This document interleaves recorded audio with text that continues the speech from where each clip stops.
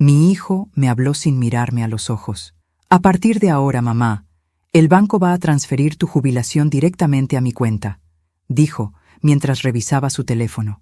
No necesitas dinero, solo un rincón para morir. La cuchara que tenía en la mano cayó al suelo. El sonido del metal contra la baldosa me pareció un disparo. Intenté responder, pero las palabras se atascaron en mi garganta. Héctor ni siquiera levantó la vista. Siguió tocando la pantalla del teléfono, como si estuviera hablando con un desconocido. Y yo, por primera vez en 70 años, sentí que mi propio hijo había borrado mi existencia de su vida. Tragué en seco, recogí la cuchara y me quedé de pie frente a la estufa. El guiso que preparaba para los dos seguía burbujeando, pero el aroma, que siempre me había reconfortado, ahora me revolvía el estómago. La casa, mi casa, me resultó ajena de pronto. Esa noche, mientras el reloj marcaba las 11, me quedé sentada en la oscuridad del comedor. El silencio pesaba más que los años. A lo lejos, escuchaba la risa de Verónica, su esposa, en el dormitorio. Esa mujer había logrado lo que ni la pobreza ni la viudez pudieron: arrancar de mi hijo cualquier rastro de compasión. Desde que se casaron, todo cambió. La casa, que alguna vez fue refugio, se convirtió en prisión. A veces, cuando la escucho reír, recuerdo la primera vez que la vi. Era joven, bonita, con esos modales falsos que ocultan la soberbia. Su hijo tiene un gran corazón, señora, me dijo aquella tarde mientras yo servía café. No imaginaba que, años después, sería ella quien se lo arrancaría pedazo a pedazo. Pero antes de continuar, quiero hacerte una invitación muy especial. Suscríbete al canal y deja tu me gusta. Esto me ayuda a ver que me apoyas y disfrutas de mis historias. Y comenta aquí abajo desde qué ciudad nos estás viendo. Ahora continuemos. Aquella noche no encendí la luz del dormitorio. El aire olía a humedad y a tristeza. Sobre mi mesa de noche estaba la fotografía de Héctor cuando tenía 8 años, sonriendo sin dientes, abrazado a un perro callejero que rescatamos entre los dos. Él era mi vida. Trabajé 40 años como maestra de primaria, levantándome antes del amanecer, cosiendo mis propios vestidos, renunciando a todo placer para darle lo mejor. Y ahora, ni siquiera me llamaba mamá, solo Lucía. Las lágrimas me ardieron, pero no las dejé caer. A esta edad, una aprende que el llanto no sirve cuando el corazón ya está roto. A la mañana siguiente, Verónica me esperó en la cocina. Tenía una sonrisa tan falsa que dolía. «Lucía», dijo mientras removía su café, «no te lo tomes a mal. Héctor solo quiere ayudarte». «¿Ayudarme?», quitándome mi dinero. «Es por tu bien. A tu edad ya no necesitas tanto. Además, el banco es complicado, y tú ya no estás para esos trámites». Sus palabras eran dulces, pero cada una era un cuchillo. «No te preocupes, querida», le respondí con calma. «No me ofendo». Ella sonrió, creyendo que me había domado. No sabía que detrás de esa calma había algo nuevo, una determinación que ni ella ni mi hijo conocían. Durante el día, fingí normalidad. Hice mi cama, barrí, cociné. Pero mientras lavaba los platos, una idea empezó a tomar forma en mi mente. Pequeña, sutil, peligrosa. No iba a gritar ni a llorar. No iba a pedir nada. Simplemente iba a hacer algo que ellos nunca esperarían de mí. Fui hasta mi cuarto y abrí el viejo armario. En el fondo, entre sábanas dobladas y un mantel de encaje, había una caja de lata. Dentro guardaba cosas que nadie recordaba: cartas, fotos, monedas antiguas y un frasco pequeño de vidrio con un líquido transparente. Lo había conservado por costumbre, sin motivo. Era un frasco de cloro concentrado, de los tiempos en que limpiaba la escuela donde trabajaba. Lo saqué. Lo observé contra la luz. No tenía un propósito aún, pero sabía que esa noche lo tendría. Cuando cayó la tarde, preparé la cena como siempre: arroz, carne estofada y pan recién hecho. Héctor llegó del trabajo con el mismo gesto distante de los últimos meses. «¿Ya hiciste los trámites del banco?», preguntó sin siquiera saludar. «Sí», mentí. «Ya lo hice». «Perfecto», dijo, sirviéndose una copa de vino. «Verónica y yo hablaremos con el gerente mañana». Yo asentí sin decir nada. Durante la cena no hubo conversación. Solo el sonido de los cubiertos y la televisión al fondo. Cuando terminaron, se fueron a dormir. Yo me quedé recogiendo los platos y limpiando la mesa. A medianoche me levanté. El reloj marcaba las 12. El silencio era tan profundo que podía oír mi respiración. Fui a la cocina. Abrí el refrigerador y me quedé mirando su interior iluminado. Dentro, sobre la bandeja del medio, puse un plato cubierto con papel aluminio. Encima, el postre favorito de Héctor, flan casero, y junto a él, una jarra con agua. Todo parecía normal, pero en el fondo, bajo una envoltura de plástico, escondí los documentos del banco, las copias de los formularios que él había falsificado para transferir mi pensión. Los había recuperado esa tarde, cuando Verónica los dejó sobre la mesa sin sospechar que yo los reconocería. Ahora, descansaban congelados dentro del refrigerador, encerrados en una bolsa con agua sólida. Sabía que él los buscaría al día siguiente, creyendo que todo estaba bajo control. Esa noche dormí poco, pero tranquila. Por primera vez en mucho tiempo, sentí que el miedo se había transformado en algo distinto. Poder. El amanecer llegó con su rutina. Pasos, puertas, olor a café. Yo estaba sentada en la cocina cuando Héctor abrió el refrigerador. Todo fue cuestión de segundos. Primero, el silencio. Después, un golpe seco, el sonido de vidrio chocando contra el piso. Y finalmente, su grito. Un grito tan fuerte que hizo vibrar las paredes. Un grito de miedo, no de dolor. Verónica corrió desde la habitación. «¿Qué pasa?», gritó. Héctor solo señalaba el refrigerador, temblando. Dentro, sobre la bandeja, los documentos flotaban en el bloque de hielo, perfectamente visibles, con mi firma al lado de la suya falsificada. Encima, una nota mía. Nunca subestimes a una madre, ni siquiera a una vieja. Me levanté despacio, lo miré a los ojos y dije, «Buenos días, hijo». «¿Te sirvo café?». Él no respondió, solo se alejó, pálido, con las manos temblando. Y yo, por primera vez en años, volví a sonreír. El ruido del refrigerador aún resonaba en mi cabeza cuando me senté junto a la ventana. La mañana estaba fría, con un sol débil que apenas alcanzaba a iluminar el jardín. Las manos me temblaban, no de miedo, sino de cansancio. Era el cansancio de toda una vida, de haberlo dado todo y haberme quedado sin nada. El reflejo en el vidrio me devolvió la imagen de una mujer que ya no reconocía. El cabello blanco, la piel marcada, los ojos opacos, y sin embargo, detrás de ese rostro gastado, todavía vivía la muchacha que fui alguna vez. La que soñaba con una familia, con un amor sincero, con un hijo que la abrazara sin vergüenza, la misma que creyó que la bondad siempre era recompensada. Qué ingenua fui. Me casé a los 22 años con Samuel, un hombre de manos firmes y sonrisa fácil. No teníamos nada, solo una habitación alquilada y una radio vieja que siempre sonaba con interferencias. Pero éramos felices. Cuando Héctor nació, Samuel lloró. Nunca lo olvidaré. Sus lágrimas caían sobre el cuerpo del bebé como una promesa. Prometió protegernos, cuidarnos, amarnos, y cumplió hasta el último día de su vida. Murió joven, demasiado joven. Un accidente en la construcción donde trabajaba. Yo tenía 36 años, y Héctor apenas 10. Ese día el mundo se partió en dos, el antes y el después.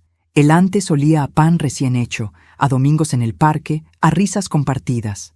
El después olía a tristeza, a factura vencida, a sudor y a lágrimas escondidas en la almohada. Trabajé sin descanso, mañanas en la escuela, tardes cosiendo ropa ajena, noches dando clases particulares. Héctor era mi motivo. Cada vez que lo veía dormir, sentía que valía la pena. Decía que algún día me compraría una casa con jardín, para que no vivas en el ruido del mundo, mamá. Y yo le creí. Fui madre y padre, maestra y enfermera, guía y sombra. No hubo cumpleaños sin torta, ni invierno sin abrigo. A veces me privaba de comer para que él tuviera leche y pan. Recuerdo una noche en que se me rompieron los zapatos y fui al trabajo descalza hasta la puerta de la escuela, para no ensuciar los pisos de la directora. Ella nunca lo supo, nadie lo supo. Pero mi hijo, mi pequeño Héctor, sí lo vio, y me abrazó con tanta fuerza que pensé que nunca se separaría de mí. No sé cuándo empezó a cambiar. Quizás fue cuando consiguió su primer trabajo. Ya no me miraba igual, ya no me pedía consejo. Y yo, tonta, pensaba que era parte de crecer. Pero había algo más, un orgullo que se le instaló en los ojos, un desprecio que no entendía. Dejó de besarme la frente, dejó de contarme sus cosas, comenzó a avergonzarse de mí. La primera vez que me dolió de verdad fue en su boda. Verónica se veía espléndida, eso no lo niego, pero durante la ceremonia, cuando el sacerdote le pidió que agradeciera a sus padres, Héctor solo miró a la madre de Verónica. Ni una palabra para mí, ni una mirada, como si yo no existiera. Después, en la fiesta, me sentaron en una mesa al fondo, lejos de los invitados. Verónica me abrazó al irse, fingiendo afecto, y me dijo al oído: «Prometo cuidar de él. Usted ya ha hecho suficiente». Aquellas palabras me atravesaron el alma. Ya ha hecho suficiente. Era su manera elegante de decir que sobraba. Y desde entonces, así me trató, como un mueble viejo que ocupa espacio, como un recuerdo que estorba. Después de la boda, vinieron los años de silencio. Héctor apenas me llamaba. Cuando lo hacía, era para pedirme dinero o para preguntarme si podía vender el terreno de su padre. Yo siempre decía que sí, porque pensaba que eso lo haría feliz. Y cada vez que le daba algo, creía que estaba comprando su cariño de nuevo. Nunca aprendí que el amor no se compra ni se mendiga. Verónica fue quien tuvo la idea de mudarse conmigo cuando vendieron su departamento. Dijo que así me acompañarían en mi vejez. Yo, ingenua, acepté. Pensé que era una oportunidad para recomponer la relación, pero lo que hicieron fue instalarse aquí como dueños, cambiar mis muebles, tirar mis cosas, transformar mi casa en un campo de batalla donde mi voz no valía nada. El primer mes todavía cocinaba para los tres. Luego me prohibieron usar la cocina para no hacer desorden. A veces me daban un plato de comida fría en la habitación. Y cuando me quejé, Héctor me dijo: «No seas dramática, mamá. Ya no puedes andar moviéndote como antes, como si la vejez fuera una enfermedad». Esa fue mi vida durante años. Silencio, resignación, obediencia. Hasta esa mañana en que me quitó la jubilación. Hasta ese instante en que mi hijo me borró del mundo con una sola frase. Pero algo se quebró dentro de mí. Algo que llevaba décadas durmiendo. Y esa fractura se convirtió en fuego. Desde aquella noche del refrigerador, he sentido algo extraño. Una calma nueva. Ya no lloro por lo que perdí, sino por lo que estoy a punto de recuperar. Mi dignidad. La vieja Lucía, la que mendigaba afecto, murió el mismo día en que mi hijo abrió la puerta del congelador. La que queda ahora es otra. Una mujer que aprendió que el amor no debe doler y que hay silencios más poderosos que cualquier grito. A veces me miro al espejo y me digo en voz baja: «Lucía, nadie volverá a quitarte lo que es tuyo». Y lo digo sin temblar, con la voz firme, porque si algo aprendí después de 70 años, es que no hay peor traición que la de un hijo que olvida a la madre que lo enseñó a amar. Y esa lección, pienso devolvérsela pronto. Después de lo del refrigerador, la casa se volvió un campo minado. No había gritos, pero sí miradas que pesaban como piedras. Verónica no me hablaba. Cuando lo hacía, era solo para dar órdenes. Héctor fingía calma, pero cada gesto suyo era una amenaza. Podía sentir su rabia hervir bajo la piel, una rabia muda, fría. Una tarde, lo escuché hablando por teléfono en el jardín. «No, no pasa nada», decía. «Solo fue un susto. Ya está vieja, pierde la cabeza». Me quedé quieta, detrás de la puerta, oyendo cómo mi propio hijo justificaba mi cordura ante alguien. «Ya está vieja, pierde la cabeza». 4 palabras que borraban toda mi historia, mis años de trabajo, mis recuerdos. 4 palabras que lo convertían en extraño. Esa misma noche me quitaron las llaves de la casa. Verónica se acercó con su tono dulce de siempre y dijo: «Lucía, es mejor así. Últimamente te distraes y dejas la puerta abierta. No queremos accidentes». Accidentes.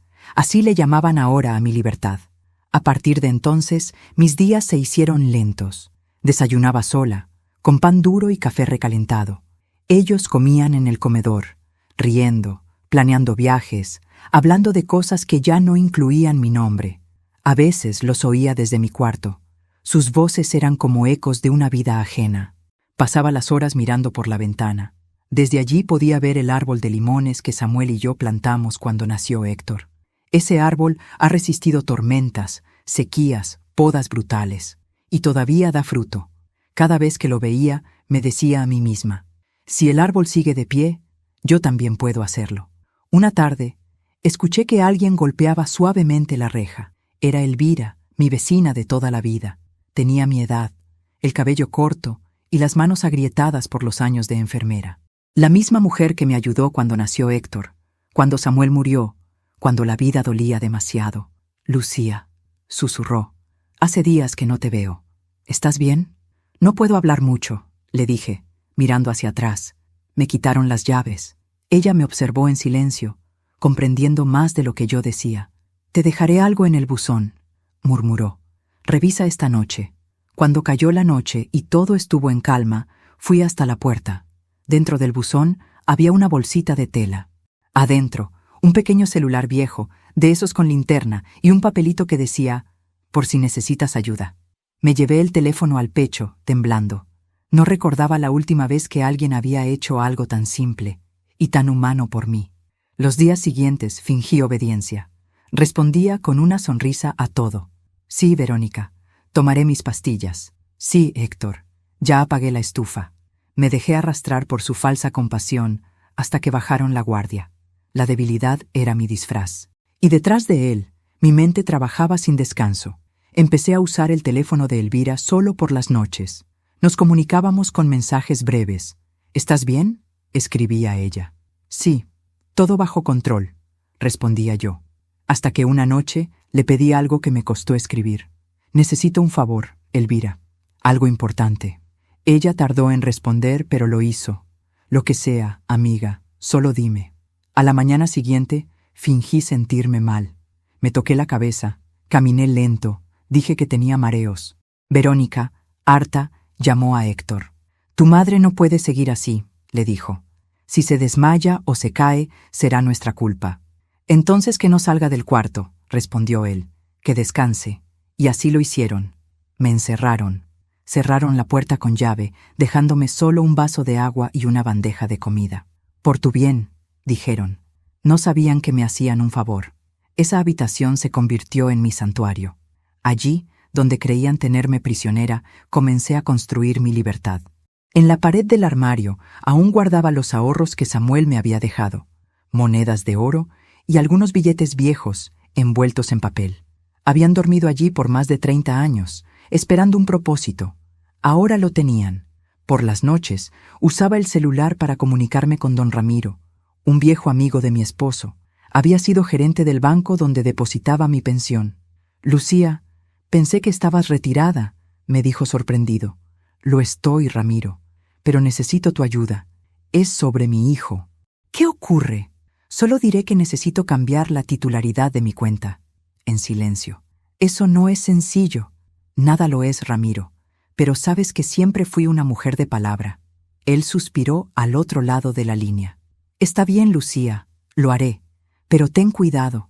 No te preocupes. Nadie sospechará nada. Así, noche tras noche, empecé a recuperar lo que era mío. Mientras ellos dormían, yo tejía mi justicia con paciencia. Elvira me traía pequeñas cosas, un sobre, un documento, un sello bancario. Cada pieza encajaba como un hilo invisible. Cada paso me acercaba más a la verdad y a la revancha. Durante el día, escuchaba a Verónica riendo, hablando por teléfono, planificando viajes.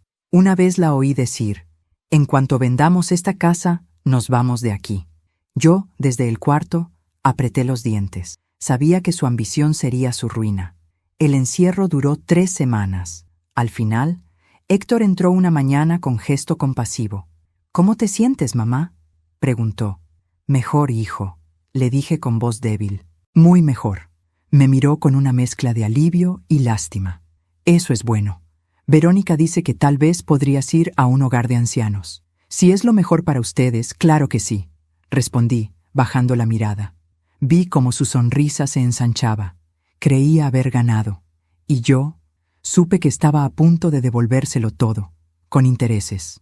Esa noche, mientras el viento golpeaba las ventanas, abrí mi cuaderno y escribí.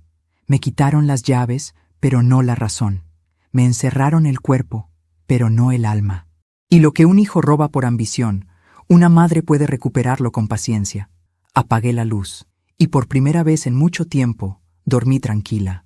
Sabía que, muy pronto, el encierro terminaría, y que cuando esa puerta se abriera, no sería yo quien siguiera siendo prisionera. El silencio tiene un sonido que solo los viejos entendemos. No es ausencia de ruido, es presencia de algo que se está gestando. Esa semana, la casa estaba demasiado callada. Ni gritos, ni risas, ni pasos. Verónica y Héctor hablaban en susurros, cerraban puertas, se quedaban despiertos hasta tarde. Yo fingía dormir, pero mis oídos seguían despiertos, como los de una madre que presiente la tormenta antes de verla. Una noche los escuché. Mi habitación da al pasillo, y la pared que nos separa es delgada como papel. Las voces me llegaban nítidas, aunque trataban de contenerlas. «No podemos seguir esperando, Héctor», decía Verónica, impaciente. «Tu madre no va a durar mucho. Si seguimos con este juego, el dinero se va a esfumar». «Tranquila», respondió él. «En cuanto firme los papeles de venta, todo será nuestro. ¿Y si no quiere firmar? Lo hará. Confía en mí». Hubo un silencio breve, seguido de algo peor, una carcajada. «Eres igual a tu padre», dijo ella, «siempre sabiendo cómo salirse con la suya». «Mi padre era un imbécil», replicó Héctor, con una dureza que no le conocía. «Por eso murió pobre». «Y tú no vas a morir así», dijo ella acercándose. «Vas a hacer lo correcto, amor». Lo que se escuchó después no fueron palabras, sino besos, y yo, en la oscuridad, apreté los puños tan fuerte que las uñas se me clavaron en las palmas. Mi hijo, mi propio hijo, planeando vender mi casa, mi refugio, el último rincón donde Samuel y yo compartimos amor. Todo, mientras dormía a metros de mí, y todavía tenía el descaro de llamarme mamá. Al día siguiente me levanté temprano. Preparé café como si nada. Cuando Verónica entró a la cocina, me sonrió con esa sonrisa vacía que usa para disimular su veneno. «¿Dormiste bien, Lucía?» «Sí, querida», respondí con calma. «Soñé con mi esposo». «Ah, qué lindo», dijo distraída, revisando su teléfono. «Sí, me decía que pronto iba a tener visitas». «¿Visitas? Sí, gente del banco, creo». Levantó la cabeza. «¿Del banco? Soñar es gratis, ¿no?», le respondí, sonriendo. Vi cómo tragaba saliva. Un leve temblor en su mano delataba su nerviosismo. Supe entonces que empezaban a temerme. Esa misma tarde usé el teléfono de Elvira para hacer una llamada. «Ramiro», dije en voz baja, «necesito que prepares los papeles». «¿Ya estás segura?» «Más que nunca». «Entonces mañana pasaré por la firma. Hazlo sin que mi hijo se entere». «Por supuesto, Lucía. Y no te preocupes, todo quedará a tu nombre». Colgué con el corazón acelerado. No era miedo, era adrenalina. La misma que sentí cuando llevé a Héctor al hospital por primera vez siendo niño, cuando Samuel tuvo fiebre y no había medicinas, cuando el mundo me empujaba y yo seguía de pie. Era la fuerza que solo se despierta cuando ya no hay nada más que perder. Por la noche, volví a escuchar a la pareja hablando. Esta vez, sus voces eran más agudas, nerviosas. «¿Y si el banco la cita sin avisar?», preguntó Verónica. «No pueden hacerlo sin mi autorización», respondió Héctor. «No confío en ella. Esa vieja no es tan tonta como parece. Ya está débil. Apenas camina. No tiene idea de lo que pasa». Reí en silencio. Si supieran lo rápido que aún pienso, se asustarían. Si supieran lo mucho que escucho, dejarían de hablar. A la mañana siguiente, cuando Héctor se fue al trabajo, Verónica se quedó en casa. Me llevó el desayuno al cuarto, un gesto que habría sido amable en otro tiempo, pero que ahora olía a veneno disfrazado de compasión. «Aquí tienes, Lucía», dijo. «Tienes que alimentarte bien». «Qué detalle el tuyo, hija», respondí, usando la palabra hija como un arma. Ella sonrió apenas, con fastidio. «Dentro de unos días tendremos buenas noticias», anunció. «¿Ah, sí? ¿Qué tipo de noticias?» «De esas que cambian la vida», contestó, girando sobre sus tacones. Cuando se fue, me levanté y escondí el plato bajo la cama. No confiaba en lo que había dentro. El sabor de la comida era distinto, metálico. El instinto nunca me falló, y esa vez no iba a empezar. Por la tarde, Elvira se acercó con un sobre. «Aquí está todo», me dijo. Don Ramiro lo preparó. Lo abrí. El documento que transfería la casa a mi nombre, con una cláusula especial. En caso de fallecimiento, pasaría a ser propiedad de una fundación para mujeres mayores sin hogar. No a mi hijo, no a su esposa, a otras como yo. Sentí las lágrimas correr por mis mejillas. «Gracias, Elvira». «No me des las gracias», dijo. «Solo prométeme que serás cuidadosa». «Siempre lo fui», respondí. «Pero ahora también seré peligrosa». Esa noche escribí una carta. La dejé sobre mi mesita, bajo el retrato de Samuel. Si un día no despierto, no lloren por mí. No fui víctima, fui testigo de mi propia guerra, y la gané sin disparar una sola bala. Luego guardé otra carta en el armario, destinada a Héctor. En ella le explicaba que ya sabía todo, que si algún día encontraba esa nota, sería porque lo había perdido todo, exactamente como me perdió a mí. Cuando Héctor regresó a casa, algo en su rostro había cambiado. Demasiada calma, esa clase de calma que precede a la violencia. «Mamá», dijo con voz suave, «mañana vendrán del banco». «Ah, sí, qué sorpresa. Solo necesitamos tu firma. Nada más». «Claro, hijo, firmaré lo que quieras». Sus ojos se iluminaron, creyendo que por fin me había rendido. Me tomó de la mano, fingiendo ternura. Sabía que ibas a entender. Yo le devolví la sonrisa. «Sí, hijo, lo entiendo todo». Cuando se fue a dormir, me quedé sola en la cocina, mirando la penumbra. El sonido del refrigerador llenaba el silencio como un recordatorio. Pensé en Samuel, en cómo él siempre decía: «Hay batallas que solo se ganan cuando el enemigo cree que ya venció». Esa frase me acompañó hasta el amanecer, y cuando el sol empezó a colarse por la ventana, supe que había llegado el momento de poner mi plan en marcha. Antes de dormir, recé en voz baja. No pedí justicia, ni venganza. Solo pedí lucidez. Porque en la vida, a veces el castigo más grande no es la muerte, sino el remordimiento. Y esa sería mi herencia para mi hijo. El día amaneció con una calma que me dio miedo. El cielo estaba limpio, el aire quieto, y la casa parecía contener la respiración. Héctor había salido temprano al banco, acompañado de Verónica. Dejaron sobre la mesa una carpeta de documentos, la misma que, según ellos, pondría todo en orden. Me senté frente a esa carpeta durante horas, sin tocarla. Solo la miraba, como si mirarla fuera suficiente para entender su veneno. Sabía lo que contenía: la venta de mi casa, la cesión de mi cuenta y el cierre definitivo de mi independencia. Era su golpe final. Y lo mejor de todo era que ellos creían que yo iba a dárselo con mis propias manos. Cuando volvieron, la tarde ya se había teñido de naranja. Verónica traía ese perfume caro que siempre me da náuseas, y Héctor caminaba con la arrogancia de quien cree que ha ganado. «Mamá», dijo él, con una sonrisa que me resultó extraña, «hoy es un día importante». «¿Ah, sí?» «Sí. Vamos a terminar con los trámites. Ya no tendrás que preocuparte por nada». Verónica se sentó frente a mí y me miró fijamente. «Solo falta tu firma», dijo, empujando la carpeta hacia mí. «Aquí». Me temblaron las manos, pero no de miedo. Era la emoción de una actriz antes del acto final. Tomé el bolígrafo, abrí los papeles y fingí leer sin comprender. «¿Y esto es del banco?», pregunté con voz frágil. «Sí, mamá». «Confía en mí», respondió Héctor, mirándome como si fuera un niño dándome instrucciones. «Claro que confío, hijo. Siempre lo hice». Y firmé. 1, 2, 3 veces, sin protestar. Verónica sonrió, satisfecha, creyendo que mi sumisión era auténtica. «Así me gusta, Lucía. Que coopere. Cooperar. Qué palabra tan peligrosa». Cuando se fueron a celebrar su victoria, a cenar fuera, fui hasta mi habitación. Abrí el cajón del armario y saqué una copia de los documentos verdaderos, los que don Ramiro había preparado días atrás, los que anulaban por completo las firmas que acababa de poner, los que devolvían mi casa, mi cuenta y mi dignidad a donde pertenecían, a mí. Mientras ellos firmaban su propio engaño, yo ya había cerrado el mío. Ramiro lo había hecho todo sin ruido, con la precisión de un hombre que conoce los rincones de la burocracia. «Lucía», me dijo por teléfono, «cuando ellos presenten esos papeles, el sistema mostrará otros.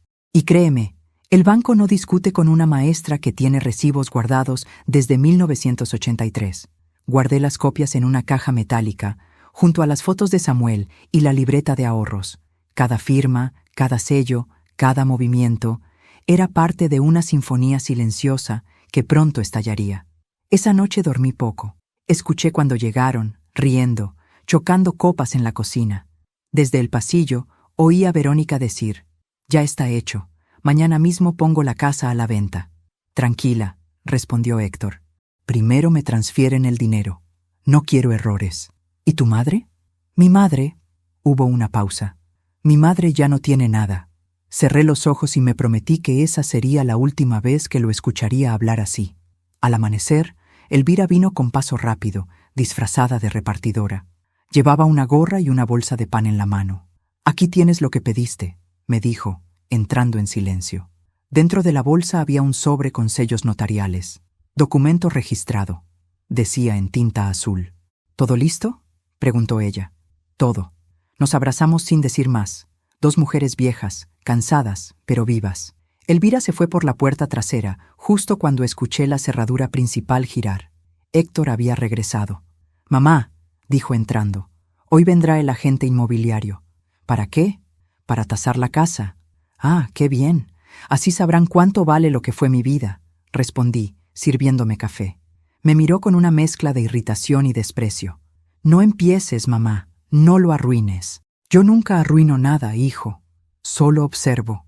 Esa tarde, el agente recorrió la casa, tomando fotos, midiendo, haciendo preguntas. Yo lo seguía en silencio, mirando cómo sus dedos tocaban las paredes que Samuel había pintado con sus manos, el marco donde aún se veía su letra, los escalones donde Héctor dio sus primeros pasos. Era como si un extraño diseccionara mis recuerdos. Cuando terminaron, Verónica firmó unos papeles y salió a la puerta a despedirlo. Héctor se quedó atrás, revisando los documentos. «¿Estás contento, hijo?», le pregunté. «Por supuesto. Esto nos dará una vida mejor. ¿A ti o a nosotros?» «A todos», dijo, sin levantar la vista. «¿Y dónde viviré yo?» «En el hogar de ancianos que vimos el otro día». «Ah, claro. Ese con rejas en las ventanas». «Muy acogedor». Su silencio fue mi respuesta. Lo miré fijamente. No había amor en su rostro, solo una máscara de ambición. Y detrás de esa máscara, una sombra que no reconocía. Cuando cayó la noche, me encerré en mi cuarto. Saqué una libreta y escribí una sola frase. «El poder no lo tiene quien manda, sino quien sabe esperar». Luego encendí la radio.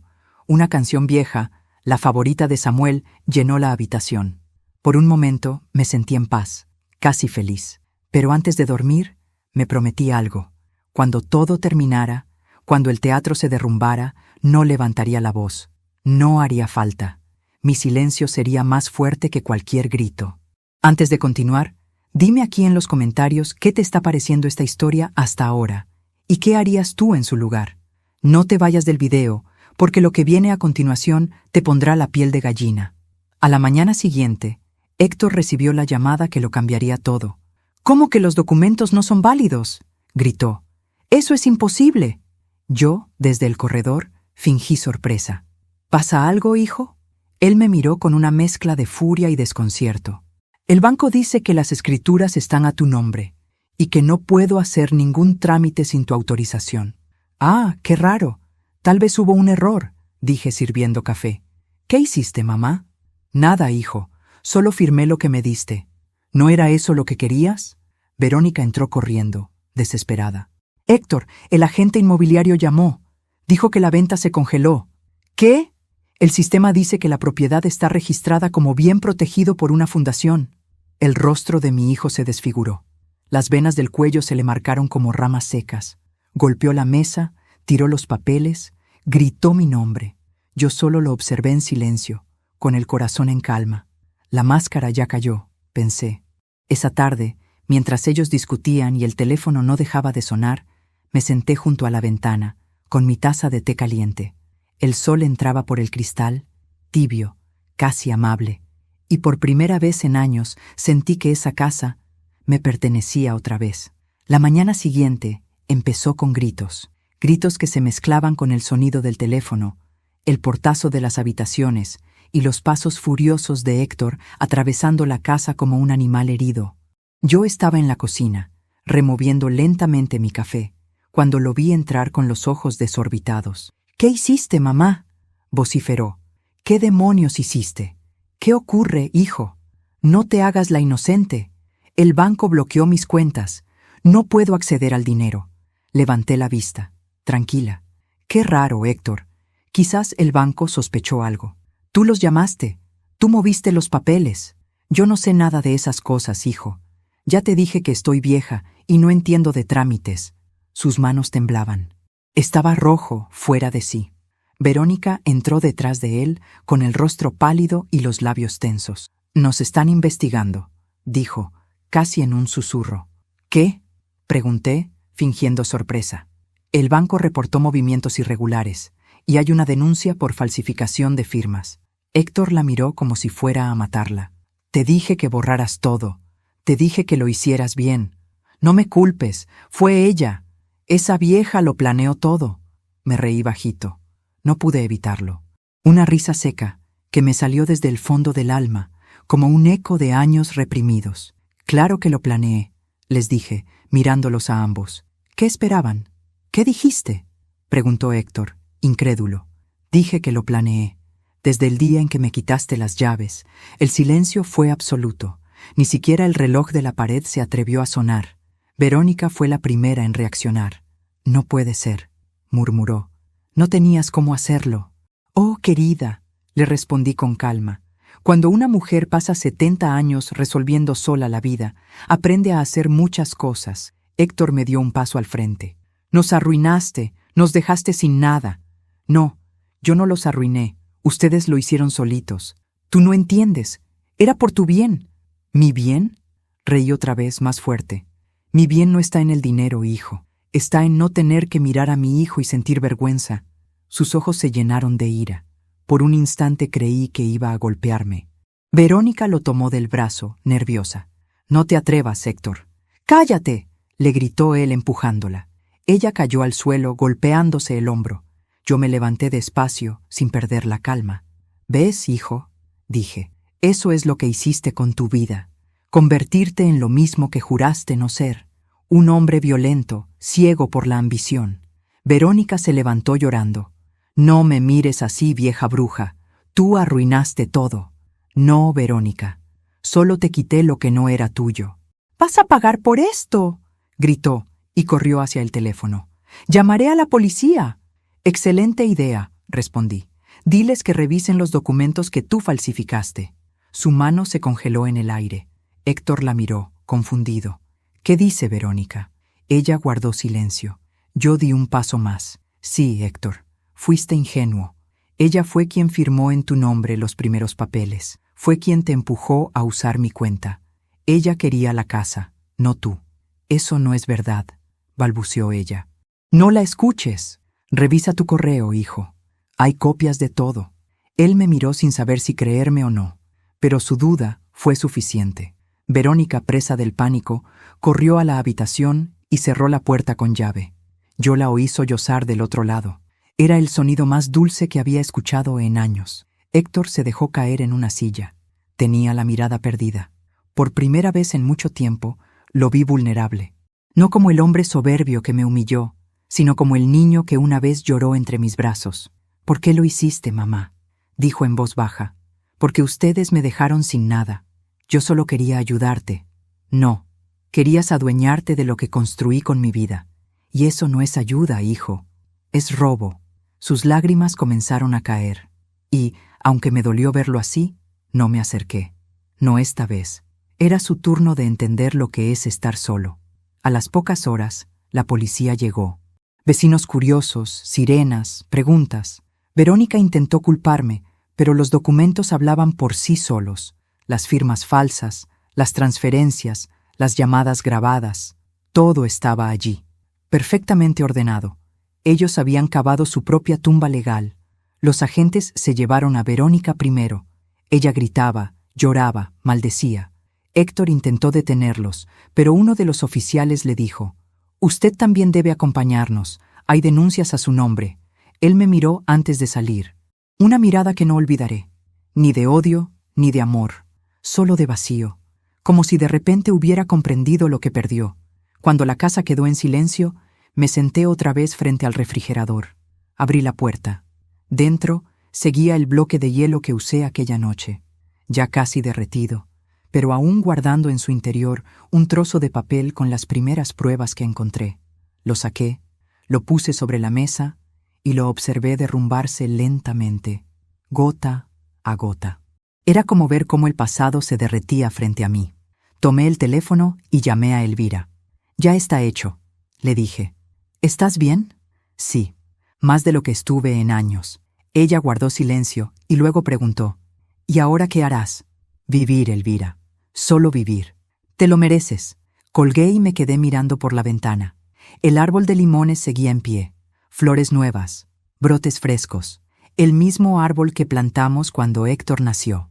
Me pareció un símbolo cruel y hermoso a la vez. La vida sigue, aunque las raíces estén heridas.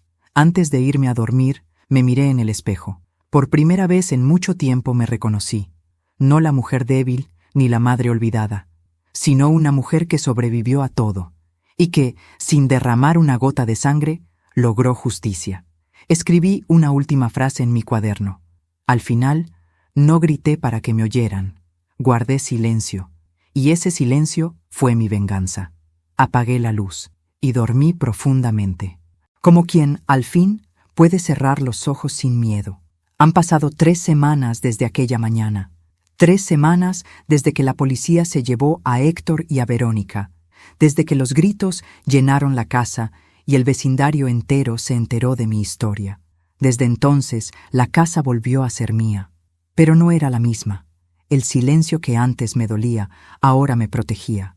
Era mi escudo, mi paz, mi forma de respirar sin miedo.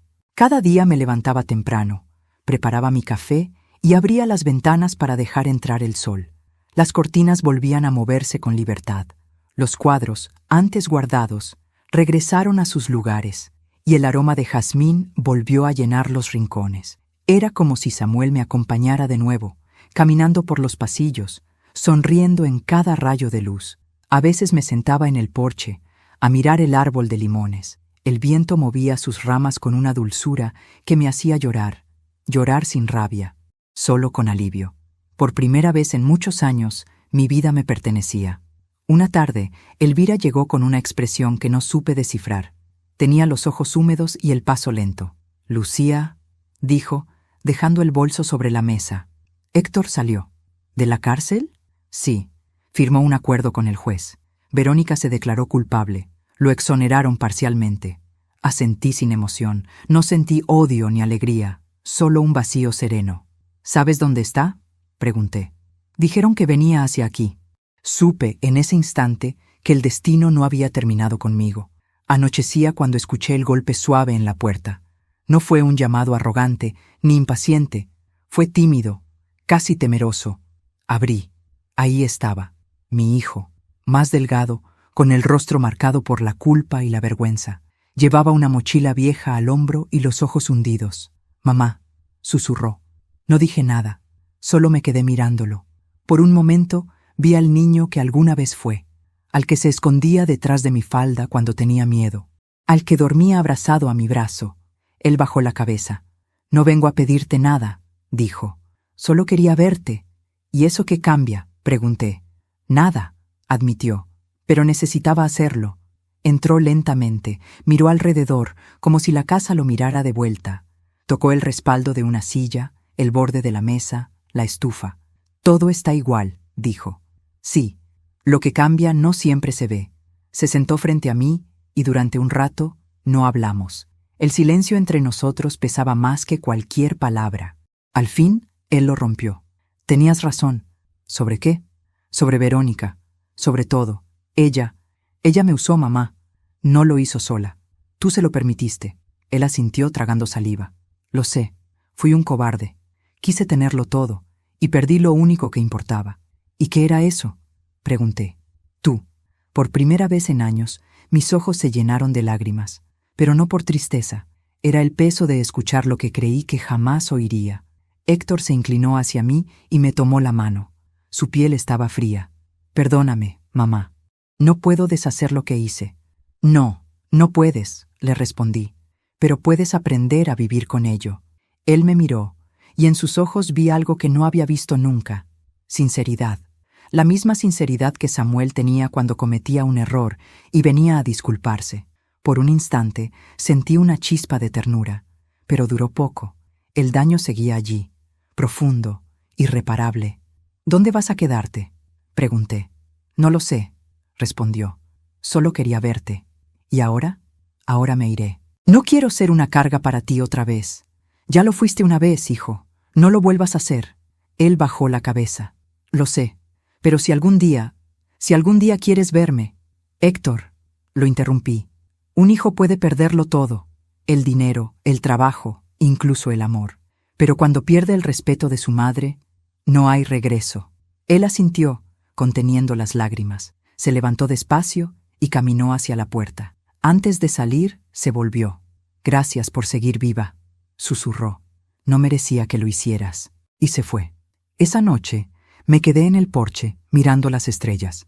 El viento movía las ramas del árbol, y en ese sonido encontré consuelo.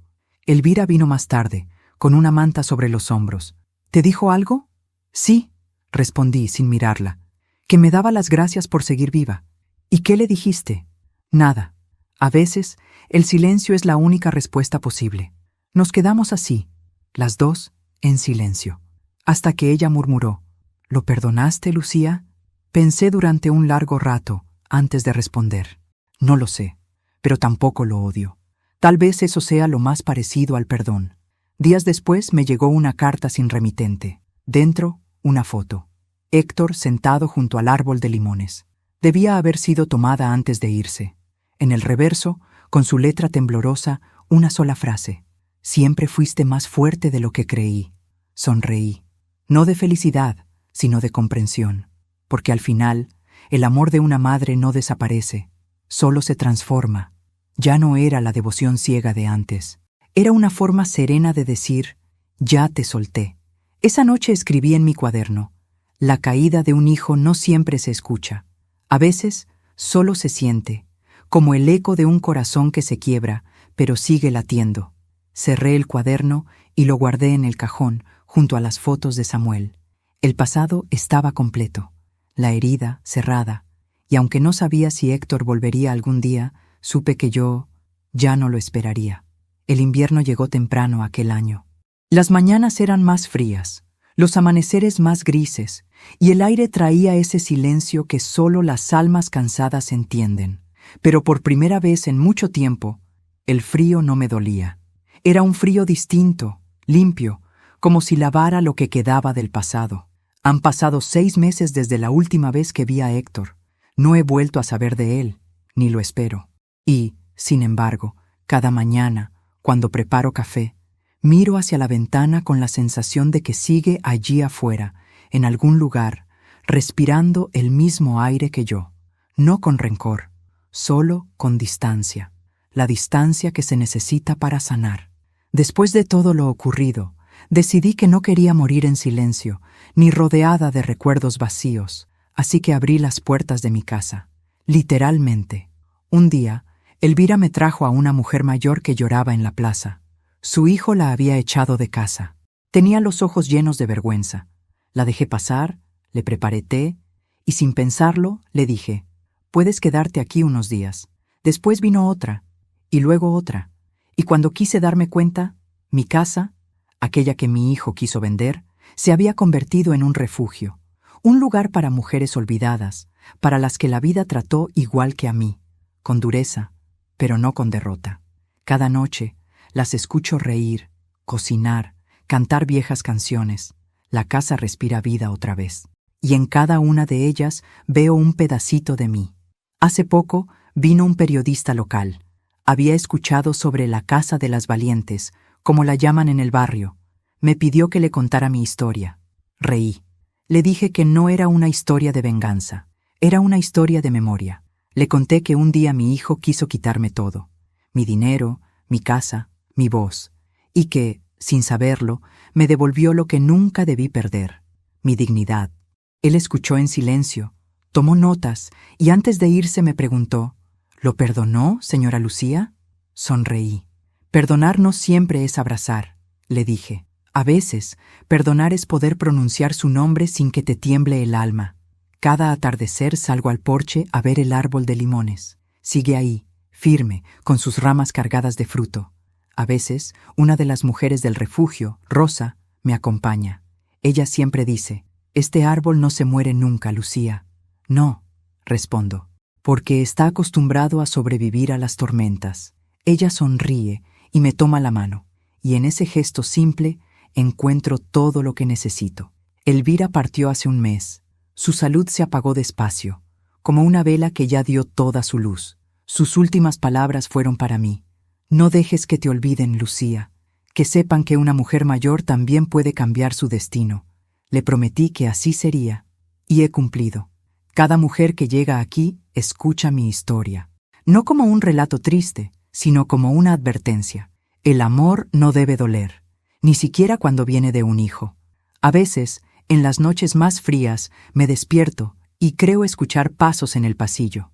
Suelo pensar que es el viento, pero otras veces estoy segura de que es Héctor, no entrando, no pidiendo nada, solo pasando, en silencio, para asegurarse de que estoy bien. Y aunque nunca abro la puerta, sonrío, porque el amor entre una madre y un hijo, aunque esté roto, nunca desaparece del todo. Solo cambia de forma. Hoy cumplí 71 años. Las mujeres del refugio me prepararon una torta. Cantaron, me abrazaron y escribieron una frase en una cartulina: «Gracias por devolvernos la esperanza, Lucía». No pedí más regalo que ese, porque en esas palabras estaba todo lo que había buscado: reconocimiento, cariño y paz. Por la noche, cuando todas dormían, me senté frente al fuego y abrí mi cuaderno una última vez. Las páginas estaban llenas de letras torcidas, tachaduras, lágrimas secas, y escribí: «No nací para ser mártir, sino para recordarles que la vida no se detiene con el dolor, se reinventa, y que una madre puede perderlo todo, menos la fuerza de volver a levantarse». Apagué el fuego, me cubrí con una manta y me quedé mirando las llamas que aún chispeaban. El invierno seguía afuera, implacable, pero dentro de la casa el calor era humano, el calor de las que sobrevivimos. Cerré los ojos y susurré al aire: «Samuel, ya puedes descansar. Tu casa está llena otra vez, no de dinero, de vida». Y así terminó mi historia. Una historia que comenzó con una humillación y terminó con una victoria silenciosa. Cuéntame en los comentarios desde qué ciudad me estás escuchando. Si esta historia te conmovió, dale like y suscríbete al canal para seguir acompañando relatos de mujeres que, como yo, aprendieron que nunca es tarde para recuperar la voz.